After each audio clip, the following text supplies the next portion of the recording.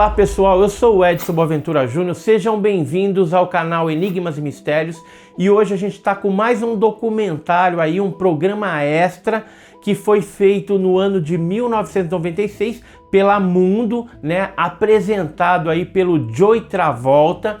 É um documentário sobre o fenômeno OVNI intitulado Do Além. Participam desse documentário aí os pesquisadores pioneiros, o Coronel Wendelle Stevens, que era um pesquisador aí que coletava naquela época, quando ele era vivo, muitas fotografias. Ele gostava de colecionar fotografias de OVNIs e também colecionava casos envolvendo militares norte-americanos e de outros países também. Além dele, temos aí um especialista em abdução, que é o David Jacobs, né, bem conhecido da ufologia mundial, né? Ele gosta desse tema das abduções, ele aparece nesse documentário. E temos também a participação do astrônomo Joseph Allen Hynek, que participou do projeto Blue Book, ou seja, o projeto Livro Azul. Então tá imperdível. Antes, porém, da gente ver esse documentário aí, que foi transformado de VHS para MP4 do acervo, do arquivo do GUG, Grupo Ufológico do Guarujá, eu queria pedir aí para você se inscrever no nosso canal no YouTube. Então entra lá, é rapidinho, em 3 segundos você se inscreve, você aciona o sininho lá para ser avisado de novos vídeos. Isso é muito importante para nós aí. A gente está crescendo o canal, temos uma meta para chegar até 100k, 100 mil inscritos até o final do ano. Então ajuda a gente aí. Se gostar desse vídeo, depois no final você clica no joinha e deixe os seus comentários, porque é muito importante para nós. Então, sem mais delongas aí, vamos ver esse interessante documentário.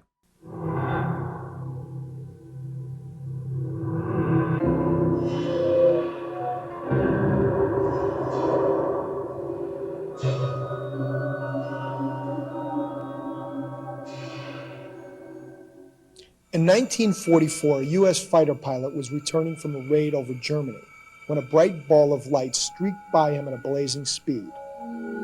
A chill shot through him. At first, he thought it must be his imagination, but later reports from other pilots confirmed that his experiences were real.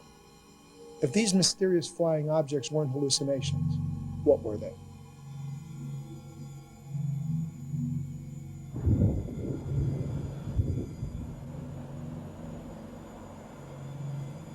Good evening and welcome to From Beyond. I'm Joey Travolta. During World War II, Allied pilots called the UFOs they encountered Foo Fighters. Far from worrying about these objects coming from outer space, they feared that they were part of the enemy's new arsenal. Was it possible?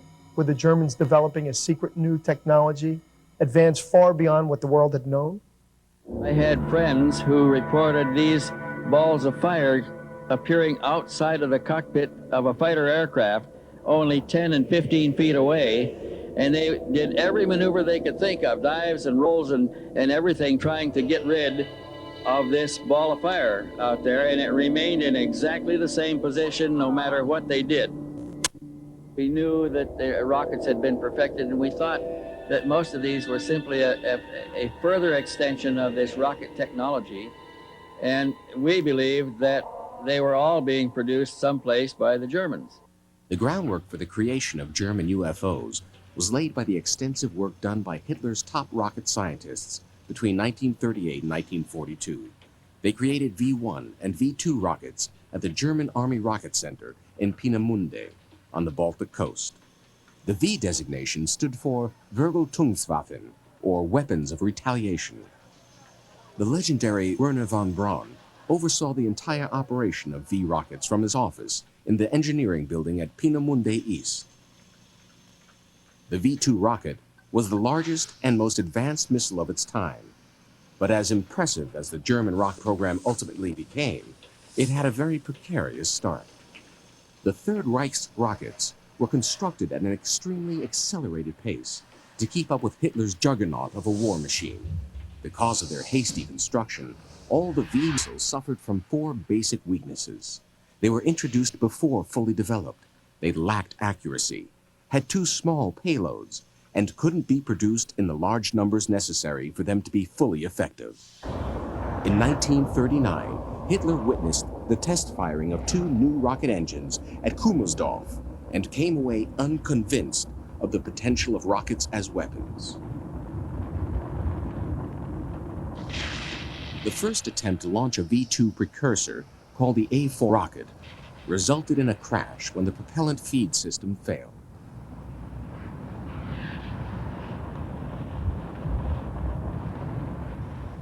The second attempt was also a failure, but it marked the first time a guide missile traveled faster than the speed of sound. A succession of failures soon followed. The teams worked round the clock to build the super weapons they were expected to create, but the problems persisted. There was a host of things that could go wrong with these complex missiles. Sometimes, the guidance systems on the missiles failed.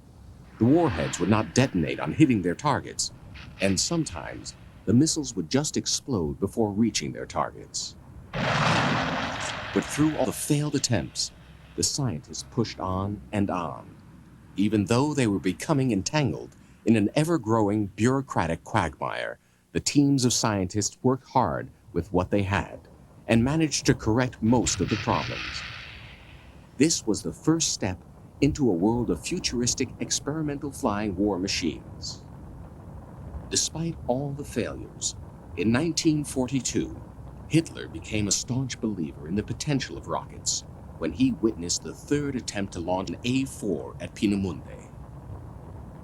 The launch was a complete success.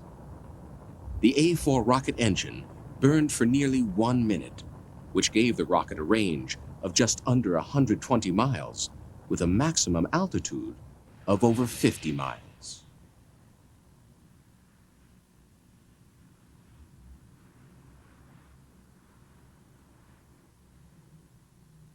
After the successful launching at Peenemünde, a V-2 production committee was created.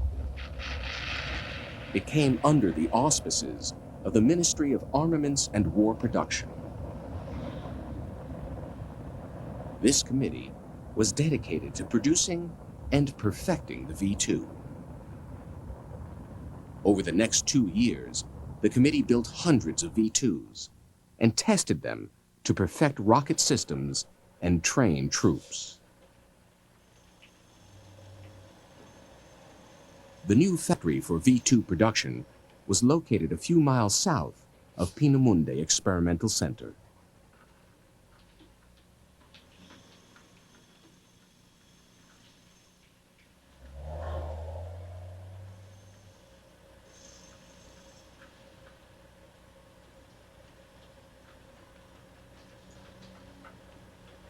The V-2 was a weapon designed to strike and destroy enemy targets within 5 minutes of launch. The giant rocket was 46.1 feet long, weighed 27,000 pounds, and had a range of 200 miles. One of the problems that confronted the final design of the V-2 was its shape. All the tests possible had been made in wind tunnels and design offices, but the data was not sufficient to determine how the shape of the missile and the configuration of its control fins would react at Mach 1 speed. The technical progress of the German rocket program continued to development using all available means, whether high-tech or low-tech methodologies. The British Intelligence Service found out about the missile base on Peenemünde and raided it.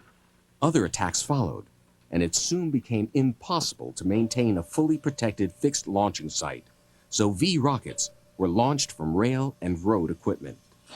In 1943, Hitler decided he wanted to launch mass rocket attacks on southern England. He soon made the production and development of rockets a top priority in the German war effort. In June 1944, the supply of V-1 rockets was sufficient for the attack to begin. Although the mass launching of V-1 rockets caused chaos in London, the rockets were not very successful weapons. Only 211 of the 5,000 V-1 rockets fired on Antwerp ever detonated on target. The Germans had also added air-to-air missiles to their arsenal by adapting ground rockets like the RZ-73 and the R-4M that resulted in the first recorded use of air-to-air missiles of the war. One of the more fascinating attempts to create new rocket weaponry was the establishment of the German kamikaze organization at Reichling in 1944. The kamikaze organization was codenamed Project Reichenberg. The plan was to build a cockpit in one of the rockets so that it could be flown at the enemy. The rocket used for this experimental project was a variation of the V-1 called V-1E. The V-1E was flown several times by a woman test pilot named Hannah Reich, who discovered that one of the reasons the rockets had a 25% failure rate was because engine vibrations were causing the wing's skin to peel off. Despite Hannah Reich's valuable test flights, the German kamikaze rockets never got past the experimental stage. But this was just the beginning. From rockets to air-to-air rockets, Hitler's scientists soon took their experiments to a place that no one could and did imagine. They created the Earth's first flying saucers. The Germans during World War II built at least 5 types of things we would call flying saucers. Today, if we saw them in the sky, we would say they're UFOs. Of course, there's some debate and some mystery exactly how these things worked. Starting with the most basic, the Foo Fighters, what the British and Americans saw in the skies, the bomber formations saw coming up at them. Most researchers believe these were simply turbojets mounted with some little wing that rotated around like a helicopter rotor. This thing spun up at the enemy and was remotely controlled. Through emissions of their fuel and through electronic mechanism in the devices, they would attempt to short-circuit out the ignition systems of the bombers. I was a young fighter pilot in World War II, and I was a captain in the Air Force near the end of the war. And we began receiving reports sometime in 1943 of Foo Fighters, fireball fighters. They were balls of brilliant light, sometimes brilliant green and sometimes brilliant orange light, sometimes the size of a basketball and sometimes much bigger, that would get in formation with our bombers and stay there. The Germans built about 100 different models of UFOs, powered with every existing engine in the German arsenal. Internal combustion engines, piston engines, rotary vacuum engines, outboard and inboard turbojets, pulse jets, ramjets, outboard and inboard rocket engines, spinning magnetic tools, basically flying electric motors. Probably next in line in technical ascendance is the Schreiber-Habermas projects in Prague. These were spinning tops, essentially. These were jet or rocket-powered vanes, again, helicopter-like vanes with a ring that would surround them and a cockpit area above and below. So from the side, these would look like a perfect flying saucer. These things from the start, had problems with stability. And of course, they went through test pilots at a fairly rapid rate. Well, after about 15 attempts, they evidently got one that ran fairly well. About this time, now we're talking about 1944, Schreiber and Habermas got some orders to drop their project and move to Breslau and assist in another project which was run by Dr. Richard Miete. This was a little bit different project in that there was no outer group of rotors that spun. This project, you couldn't see anything spinning. The rotors, there were two rotors, but they were housed internally, so it was kind of a cowled helicopter, if you can imagine this, with a cockpit above and below. Also, other alternate engines were proposed for this, among them being the radial jet engines, which at that time, many jet engines were radial jet engines, meaning that the exhaust came out the sides rather than a straight tube, and there were many exhaust outlets. So this type of pancake jet engine would of course fit nicely into a saucer, and the jet engines would not only provide thrust where you wanted it, but they could also be used for steering. It's said that on its initial flight it went up to 60,000 feet. The Germans make big claims for speed here. They actually claim this was a supersonic helicopter. As far as the Strever-Habermohl craft, we have a letter from a test pilot saying he flew one. And he wrote it to one of the living saucer designers that we have located in Germany. So it's sort of a testimonial letter to him saying, yeah, I know who you are. You were a designer, and at least I want to give you credit for it if nobody else will. Mattern and Heydrich published a book in Canada years ago. It's about 15 years ago, where they described the German disk research program in considerable detail and published a map showing the location of 8 German disk research facilities. They built a wing version of the V-2 rocket, which would fly twice as long as the usual one. And then they built a manned wing version of that rocket. Anyone who had flown that rocket qualified for astronauts' wings here in this country, because you can fly higher than 30 kilometers, which is 100,000 feet, and you get the astronaut's wings. The manned V1 project was, they put a little cockpit on a V1, the buzz bomb. And the idea was that they were going to fly these little buzz bombs and guide them manually and at the last minute bail out. Well, the problem here was that when they bailed out, they had ejection seats. So they were going to bail out and try to avoid the incoming jet intake. So these were generally considered suicide missions. Hitler didn't like the idea, said that the kamikaze style was un-German. He said it wasn't worthy of Germans, and so he canceled the program. He canceled the program himself. Well, they had these pilots left over, so they moved them into the Geschwader 200, the Squadron 200, was moved into piloting these rather risky UFOs. In late 1944, Strever and Habermohl returned to Prague to finish work on their type of flying disc. Both of these were called designated V7. This was sort of a competition to get a V7 type craft, which was flying, which was going to, of course, carry rockets and go up after Allied bomber formations and kind of a flying platform. At that time, the Germans had not only rockets, barrage-type rockets, but they had rockets that were wire-guided with a 2-mile range. So you can imagine this thing carrying up several of these wire-guided rockets and sitting there calmly with little joysticks blowing up bombers. That was the idea. I have a letter from a test pilot. He claims that he tested one for 250 to 300 kilometer rides. So, we're talking about certainly over 100 miles of test flights on this thing. The electromagnetic projects were really 2 in Germany, one being called the Vril project, that's V-R-I-L, and the Haunebu project. Haunebu is an occult term having to do something with the column or tree of life supporting the heavens, which is normally thought of being in the polar regions. It's something to do with arcane mythology.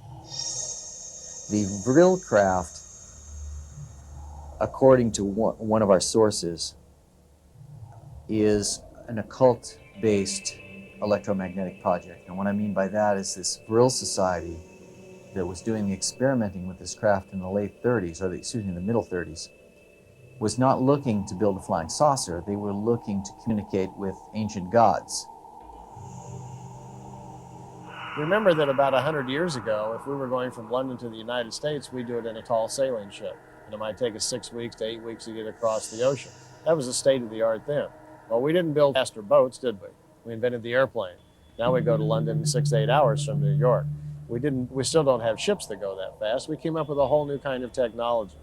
There was a whole new kind of technology developed by the Germans in 1920 on Earth. They developed a better airplane. They figured out a way of using magnetic field energy and created metal flying discs. And they almost had those sophisticated enough to use them 60 years ago in World War II, but they didn't. If they had, we'd probably all be speaking German about now. There have been breakthroughs in technology. That next major breakthrough in technology, magnetic field energy, has already happened, but they don't want to unleash that. The governments and the military are very worried about that because that knowledge fallen into the wrong hands in second and third world countries could probably rapidly bring forward World War III much faster than we need to. We don't need that kind of knowledge commonly known. We like to think that our airplanes, our Boeing 747s or our F-16 fighters are the state of the art of science on planet Earth. They are not. And once you kind of stop for a second and consider that, oh my gosh, maybe the US military isn't the most advanced thing on the planet. And then you can think, well, maybe somebody else just found a different way of building an airplane. These were private, basically secret society financed and owned technologies primarily. Information was channeled to these occultists, essentially, in the Vril Society, on how to build a machine to make it possible to communicate with the God, to be in the presence of the gods, is I think the way they put it. They built a machine. They actually had a scientist in their midst, in their membership, Dr. W.O. Schumann, who was a world-class scientist in electrical engineering. Built a device which looks like it rotated. In other words, it looks sort of like an electric motor. It had rotating parts. The interesting thing about this device is, I don't know whether it did anything for time or space or dimensional shifting, but what it did was it levitated. It rose up off the floor. So the Vril people began, of course, naturally got excited about that alone. According to the story, as it's told in Germany and Austria, the craft was then dismantled and moved to Augsburg. The craft was then further worked and experimented on, and a whole series of these Vril craft were built, a whole series of prototypes, culminating in the Vril 1, which was a small fighter type craft, an electromagnetically powered, designed by the Schumann Group, Dr. Schumann, who worked with SSE-4, a technical division of the SS. This craft was capable of traveling 2,500 miles an hour, so we're talking about beyond speed, way beyond speed of sound. And in their pictures, the pictures that we have of this craft, which look good, you can see, they're so close you can actually see the pilot sitting in the cupola, the cockpit of the craft. This craft had remote-controlled machine guns, which may or may not have been too effective, 2 types of machine guns. It also was scheduled to have a laser weapon. Well, it appears at the time that German postgraduate scientists doing research in the University of Vienna became interested in the metaphysical library at the university there, which is one of the biggest in Europe. It was that group of pragmatic scientists that set themselves up, organized themselves into what they called the Tool Society. They were communicating with discarnate and possibly extraterrestrial intelligence and getting information. Inner group members that thought alike separated themselves from the rest of the Tool group and organized themselves into the Vril Society. The Vril Society grew quite fast, rapidly attracting a lot of scientists, middle-level scientists and senior scientists to it also, and they began trying to produce craft similar to the discs that were being observed. Then within that group, another cell emerged of inner people that called themselves the Society of the Black Sun. And it was the members of the Black Sun Society, which became the SS Society. That's the symbol for the Black Sun. It's a black sun with the black rays shooting out of it and a white SS and lightning strokes in it. And the SS became the instruments of reduction of the population. Todo domingo, Mundo oferece. Recently declassified CIA document from 1950 indicates that our government suspected that Most UFOs were made from machines based on advanced German technology. The Allied governments had divvied up top secret German files on a first come, first served basis at the end of the Second World War. Who had the flying disc blue book? Well, actually, before the war ended, the United States and the Soviets, and to a lesser extent the British and the French, began scouring occupied Europe for German scientists. They initially were looking for nuclear scientists. And of course, then they also rocket scientists. And of course, they ended up taking just about anybody they thought would be of value to them. For instance, they tried to recruit and later did recruit Victor Schauberger, who was working on models of saucers for the Germans built that flew under a totally different principle. He observed fluids in motion, specifically water, and came up with sort of a tornado spiral type of engine, which many people think of as being a free energy engine. Schriever got invitations to work in the United States. He also got invitations to work in South America from Nazis that didn't want to surrender. Essentially, it's the SS. And he chose not to do either and spent his remaining days, he died rather young in the early 1950s, delivering Stars and Stripes newspapers on trucks to Allied air bases or Allied bases in occupied Germany. Now, this may seem funny, but Stars and Stripes delivery personnel were used extensively by the SS to smuggle people out of Germany. They were basically kept in low profile. They were preparing a dash for the South Pole, the colony that they'd been quietly building up from the late 30s. Mm-hmm. And after 42, when everybody in Germany understood that they were about to lose the war, they would be slowly choked down. They started building that colony at full blast. By the time the war ended, they had about between 100,000 and maybe several 100,000 evacuees there. Elite troops, scientists, engineers, children from the Hitlerjugend to be the seed of the new colony. They began decentralizing German industry. It went to mostly to Central and South America. Sent some factories and materials to their new Schwabenland, which was New Germany. As a matter of fact, Schwabenland is what Germany was called before we called it Germany. In Antarctica, first mission was undertaken to Antarctica. The new Schwabenland was headed by Hermann Göring in 1936, when he took a fleet of cargo ships and cargo submarines down there. By 1939, they had an established operating base there. So by 1943, when they have to decentralize and get their most advanced research, they're trying to get it out of Germany so it doesn't fall into our hands. And that includes the disk research. The other electromagnetic project was a derivative, to a large extent, of the Vril project and used many components. It's called the Haunebu project. And here, there may have been some infusion of technology from Victor Schauberger and his work, and also infusion of technology of the ancient Indians. Couple this with the Vril technology, this produced the Haunebu type of saucer that we would call a flying saucer, or a UFO today would be easily recognizable by any of us.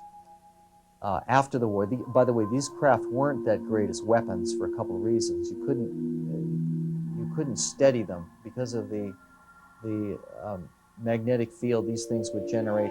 They would tend to wobble a little bit, like, unsteady, kind of like a cork bobbing in water. Well, the Adamski craft, the Germans say, are Haunebus. That the Adamski took great pictures of Haunebus. I'm sure we had various models of German saucers. Certainly the conventionally powered saucers we had rebuilt by that time.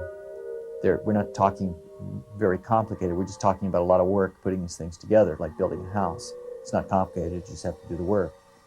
The electromagnetic ones were certainly more complicated, but were seen in the area in probably 50 or 51, certainly by a great number of people. So they were around then in the very early 50s, if not the late 40s.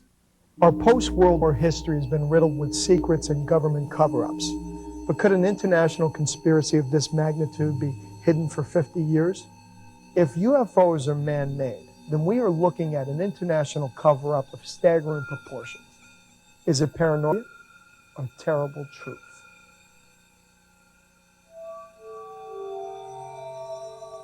Whenever a country was overrun, there's a whole branch of the service that does nothing but collect the technical information. There were trucks with drivers waiting to be backed up to the factory facilities where the soldiers that were overrunning the place were looting the files and bringing them out to the trucks and loading them, and they hauled them away within hours of the fall of a town. All the technical material in the factories that supported the operation was being hauled away. And that was all collected and shipped back to the United States for study. Now, we collected it because we wanted to see what they had been doing. We also wanted to see what they were going to do, what their future plans were, see if they were running ahead of us or behind us. And if there was anything in development that we didn't know anything about, we quickly began a study of it. We were all doing this. The French were doing it, the British were doing it, the Australians were doing it, everybody was doing it. And if we had been conquered by anybody else, that would have happened to all of our documents or records. They would have all gone elsewhere. The story, of course, is that, 30 countries are working on UFOs or UFO-like craft. Dr. Mita worked in North Africa, in Pakistan, and in all places Israel before coming to the United States. The UFO phenomena itself is multi-causal, and we're having trouble understanding it because we don't face up to that fact. For example, I studied vehicle interference reports. It was my first general huge project in ufology in the 70s. And there's a class of reports that involve car stopping, vehicle interference reports, that are little orange balls of light, little red and orange balls of light. They look like ball lightning, but they don't act like ball lightning. And they're a little bit bigger than ball lightning, and they hang around for longer than ball lightning, but they don't look like alien spacecraft either. And there's another part of it that I'm convinced in the last 10 or 15 years at least has been secret government aircraft, at least in this country. I don't think necessarily South America or someplace, but more and more the government is flying remotely piloted vehicles that have strange shapes. The Israelis in the Middle East, you never hear about this, of course, because it's top secret.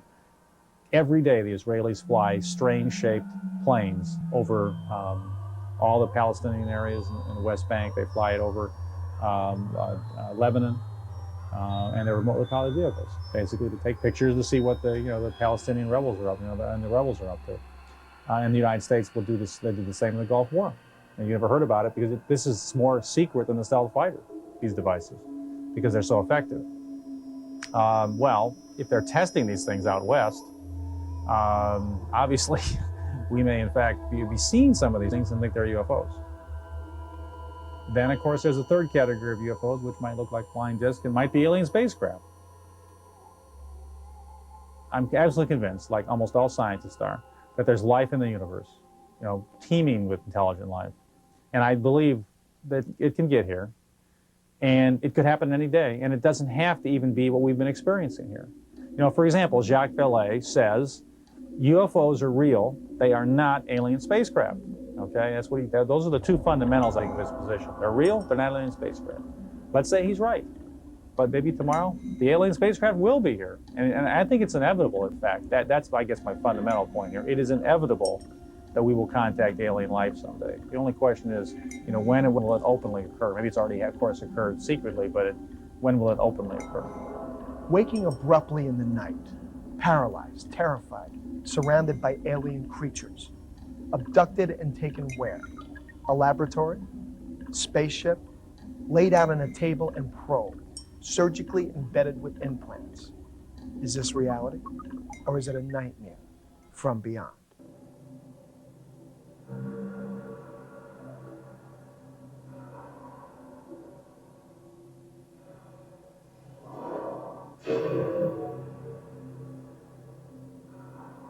From out of nowhere, flying saucer mystery is with us. Airline and Air Force pilots. The Air Force itself has officially admitted that flying saucers exist. Is there another civilization somewhere in space? Are we under surveillance by an intelligence that has revealed itself to us? Hazardous and dangerous, the greatest adventure on which man has ever embarked. Is life everywhere the same as us? Or are we just with? The paradigm of science is not equipped to handle this phenomenon. Military reasons. It's not a scientific issue. It's a puzzle. It's a puzzle, but it's a puzzle that's worth exploring.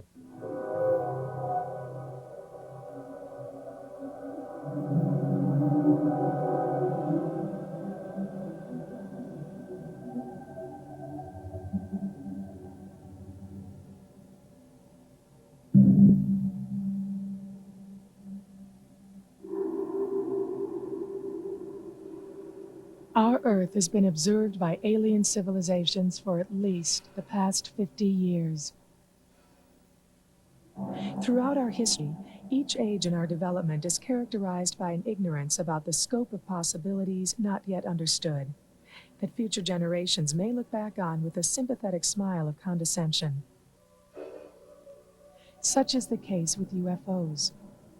To us, they represent intangible illusions between fantasy and reality.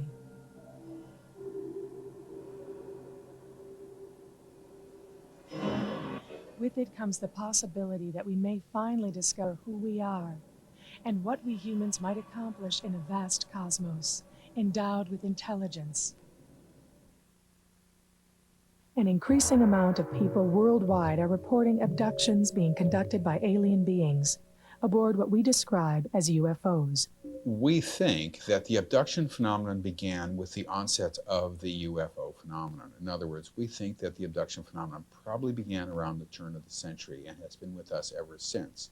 Our problem has been uncovering these cases. We have cases from the 30s and a few from the 20s.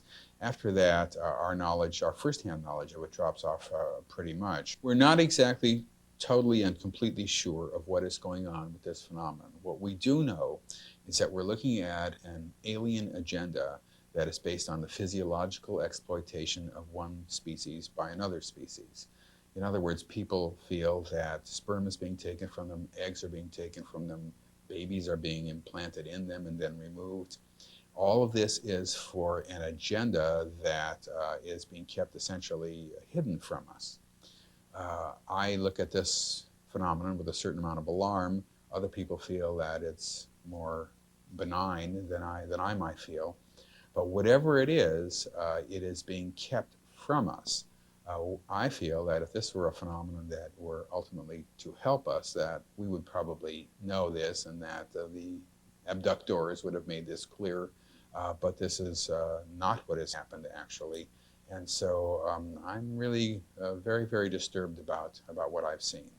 I mean, you take a person who has remembered alien experiences under hypnosis, remembers an implant being put in their leg, they're x-rayed, the implant is seen, and then it's removed by a doctor, and that has happened. You can't tell me that's not real. It is real. I had a situation where a woman was in pain. She's on a table. It's various procedures that are being done to her. And she's very angry and she's hurting. And she gets more and more angry, and the head doctor, alien figure, approaches her, puts his hand on her forehead, and she just is filled with love. She has never felt. She loves him more than she loves her children. But the primary purpose of the phenomenon is the manufacture of sort of offspring from people, the production of offspring. This is a reproductively oriented phenomenon. That is to say, people say that they have sperm taken from them or eggs are taken from them. Women are then implanted with unusual embryos and fetuses, and then those fetuses are removed. People see these offspring as babies, toddlers, young children, teenagers, and adults as well. And we feel that the production of these offspring is really the focus of what this phenomenon is about. Now, the offspring look odd. They look like a combination of alien and human. Most abductees say they look like they're hybrids, for want of a better word. The hybrids have whites in their eyes. They have a mouth, they have a nose. They still speak telepathically mostly. They look sort of human. Some look quite human, some look more alien. But we know that this has been the focus of the program. This has been it, and people have been describing this from the beginning. I had a case maybe 5 or 6 years ago where a whole family had been having UFO experiences up on the Cape Cod. The little girl in the family, 5 years old, who was not afraid of the abduction experiences she was having. And children go up and down. For a while, they think it's wonderful and fun, and then they're terrified of it and change. Most people change too. But at any rate, she said that this little man came in and that she sees, but he had with him a little girl who didn't look human. She said didn't look like us and didn't look like him. Looked like a mix, and she had white hair, as this little girl described it, meaning very, very pale blonde hair. And the man said, we have to go, you have to come with us. We have some friends waiting.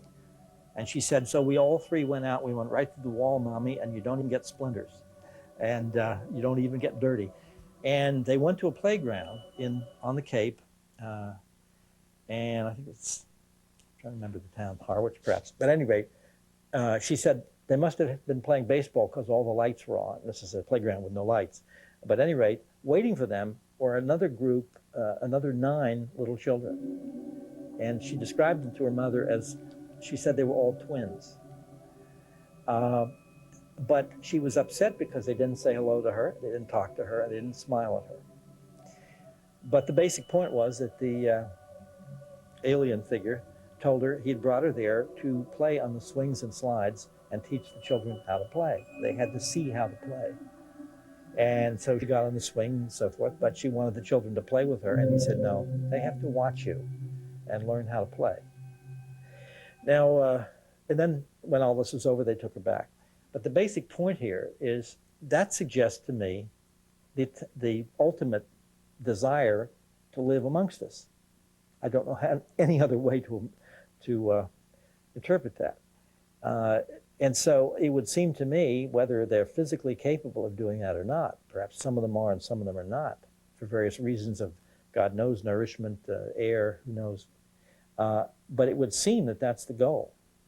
Now, whether that's a peaceful, natural process or not, no one knows. There is no doubt in my mind that some branch of the government is deeply involved in this and is deeply concerned. It seems to me that they began monitoring when they became aware of this. Obviously, they began monitoring abduction activity. I have one case in my new book, Taken, that goes back to 1954, where military sequestered an entire family on a farm for 4 days after they had had alien encounters on the farm. So we know they were doing it at least that far back. It seems to me that they worked very hard, scrambled very hard to try to duplicate the technology, not only the technology for craft and the technology of other sorts, but also the mind control technology. And I think they've done pretty well in catching up enough to do some terrible things with this technology.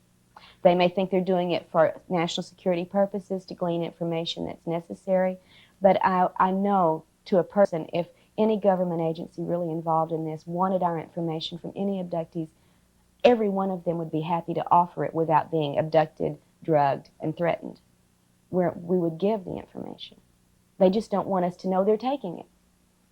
When I realized the military and government were abducting me to find out what the aliens were doing, and I resented that. One time, I was picked up and threatened at gunpoint by our military, and I was told that I must never talk about what was happening to me or they would kill me.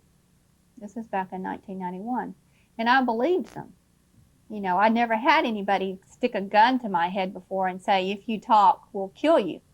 But that's not the only time that I was captured by the military. There have been other experiences in which I have remembered just little bits and pieces. I've remembered being in a military hospital and having an x-ray machine scan my body. I remembered being given drugs. I remember having my arms strapped down onto tables so that I couldn't move and being given injections. I remember the military doctors doing something to my right ear, which I find this interesting too. Prior to that procedure, I heard Morse code type beeps in my right ear. After that procedure, I did not. However, after that procedure, I started hearing Morse code type beeps in my left ear, and I still hear those beeps in my left ear. Wherever I am, whenever it's quiet, I hear Morse code type beeps. I do make some theoretical constructs to help me test and deal with the material, but I haven't yet to publish or to state a conclusion. I do not have a conclusion. I don't think anyone who has one right now should be believed or listened to, because there's still too much we haven't sorted through. But my take on it at this point, and this is personal, but based on evidence from my case, my family's, and many, many other cases, is that we are a resource. We have long been a resource for these entities, that they not only take physically from us, they take emotionally and spiritually from us, and that it is not for our benefit. We are a resource for their benefit.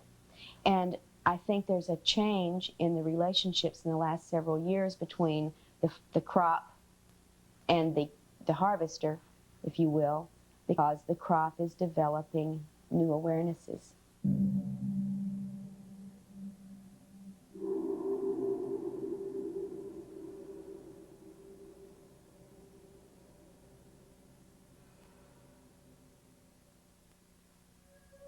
I think there is a certain twilight zone of phenomena that, if confirmed, would really overthrow the entire materialistic worldview. I think we're asking the right questions, and this has got to continue. I mean, if we let the curiosity, the anger and frustration that these people feel die out, then we're doing us all a disservice. Because we come back to the most important question. What if it is true? Then what are we doing about it? We may not ever know the entire truth behind the alien abduction phenomenon, but one thing seems clear. Until things are taken seriously, it's not going to go away. Thank you for joining us, and good night.